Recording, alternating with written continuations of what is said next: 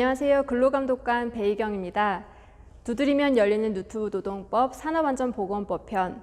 세 번째 주제는 산업재해의 정의와 발생 시 사업주의 조치사항 편입니다. 이번 시간에 알고 가셔야 할 세 가지 사항을 우선 말씀드리겠습니다. 첫째, 산업재해란 무엇인지.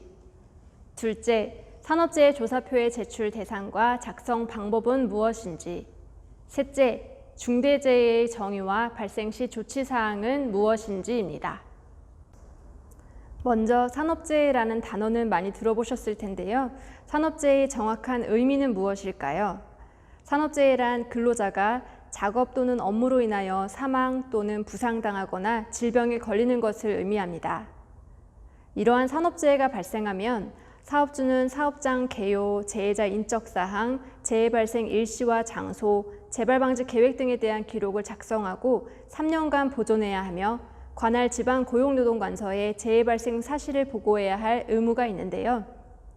국가가 사업주에게 이러한 의무를 부과하는 이유는 무엇일까요? 가장 큰 이유는 사업주의 산업재해 은폐를 막고 재해자가 추후 후유증에 대해 적절한 치료와 보상을 받을 수 있게 하며 정부 또는 기관이 보다 정확한 통계 산출을 통해 적절한 산재 예방 대책을 수립하기 위해서입니다. 이러한 사업주의 산업재해 발생 시 보고 의무 등은 모든 사업장에 예외 없이 적용됩니다. 만약 사업주가 산업재해를 고의적으로 은폐한 경우에는 관련 법령에 따라 1년 이하의 징역 또는 1,000만 원 이하의 벌금이, 산업재해 발생 기록을 보존하지 않은 경우에는 300만 원 이하의 과태료가 부과됩니다. 자, 그럼 산업재해 발생 보고의 대상과 방법에 대해 알려드리겠습니다. 먼저 사업주는 사업장에서 일어난 모든 재해에 대해 보고해야 할까요? 아닙니다. 사업주는 산업재해로 3일 이상의 휴업이 필요한 부상이나 질병이 발생한 경우 산업재해 조사표를 재해 발생일로부터 1개월 이내에 지방 고용노동관서에 제출해야 합니다. 단, 사업주가 재해 발생 사실을 모르고 있다가 근로복지공단의 요양 등 결정에 따라 나중에 재해 사실을 알게 된 경우에는 요양 승인 통보 시점으로부터 1개월 이내에 산업재해 조사표를 제출해야 합니다. 중대재해에 대해 즉시 보고하지 않으면 3,000만 원의 과태료가, 그 외 일반 재해에 대해 보고하지 않거나 거짓으로 보고한 경우 1,500만 원 이하의 과태료가 부과된다는 점 꼭 명심하시기 바랍니다. 이제 산업재해 조사표의 작성 방법에 대해 모범 사례를 보며 한번 알아보도록 하겠습니다. 지금 보시는 이 자료는 고용노동부 홈페이지에 업종별 사례별로 구분하여 작성되어 있으므로 꼭 다운받아 보시기를 바랍니다. 산업재해 조사표는 사업장 정보, 재해 정보, 재해 발생 개요와 원인, 재발방지 계획으로 구성되어 있다고 앞서 말씀드렸죠. 다른 부분은 작성하시는데 큰 어려움이 없으실 것 같아 많이들 헷갈려 하시는 두 가지에 대해서만 짚어드리겠습니다. 첫 번째, 산재 관리 번호에 관한 사항인데요. 여기에는 근로복지공단의 산재보상보험 가입번호 11자리를 기입하면 되며 산재보험을 가입하지 않은 사업장이나 소규모 공사 현장에서 재해가 발생하였을 시에는 사업자 등록번호만 적어서 제출하시면 됩니다. 두 번째, 휴업 예상 일수에 대해 말씀드리겠습니다. 휴업 예상 일수란 말 그대로 재해자가 당 재해로 인해 회사에 출근하지 못할 경우 그 기간을 적어서 제출하면 되는데요. 예상이 되지 않거나 잘 모를 경우에는 의사의 진단 소견을 참조하여 작성하시면 되겠습니다.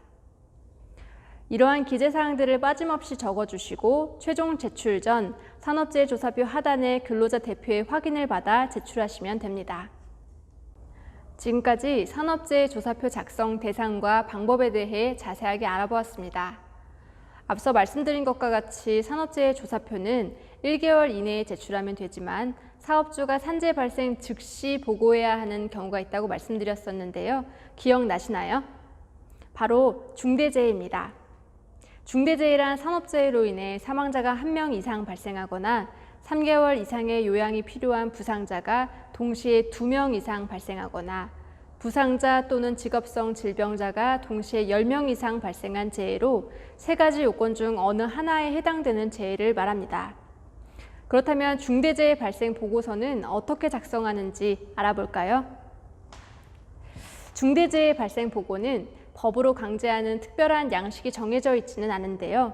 이 영상을 보시는 분들은 화면의 양식을 사용해서 보고하시면 될 듯합니다. 보시는 바와 같이 1번 사업장 개요, 2번 재해자 인적사항, 3번 재해 발생 내용과 조치 현황, 4번 재해 발생 개요, 5번 사고 후 조치 사항, 6번 기타 중요한 사항으로 구성되어 있고 작성 방법은 조금 전 설명드린 산업재해 조사표 작성 방법을 보고 참조하시면 될 것 같습니다. 참고로 중대재해가 발생하면 사업주는 중대재해 발생 보고서를 완벽하게 작성하느라 시간을 지체하는 경우가 있는데 이것은 좋은 방법이 아닙니다. 사업주는 중대재해 발생 즉시 지방고용노동관서의 담당자에게, 담당자를 모르면 관서별 당직 근무자를 통해 유선으로 발생 사실을 먼저 알려주면 더욱 신속한 처리와 대응이 가능하니 이 점 유의하여 주시기 바랍니다. 또한 중대재해가 발생하였을 경우 사업주께서는 보고 의무만큼 현장을 보존하는 것도 중요하다는 사실을 꼭 기억하시기 바랍니다. 지금까지 산업재해의 정의와 발생 시 사업주의 조치 사항에 대해 살펴보았습니다. 더 자세하게는 앞서 말씀드렸던 산업안전보건 법령과 관련 자료를 직접 찾아 읽어보시면 많은 도움이 되실 겁니다. 산업재해는 사업주와 근로자의 철저한 예방 활동을 통해 발생 자체를 막는 것이 가장 중요합니다. 하지만 부득이 산업재해가 발생하였을 경우 앞에서 설명드린 것처럼 사업주는 적절한 조치 사항을 이행하여 주시길 당부드립니다. 그러기 위해서는 산업재해 발생 이전에 미리 사업장 내 보고 체계를 정비해 두는 것도 중요하겠죠? 그럼 두유노 산업안전보건법 편 3번째 강의를 마치겠습니다. 다음 시간은 안전보건관리 체제에 대해 알아볼 예정이니 많이 기대해 주시기 바랍니다. 감사합니다.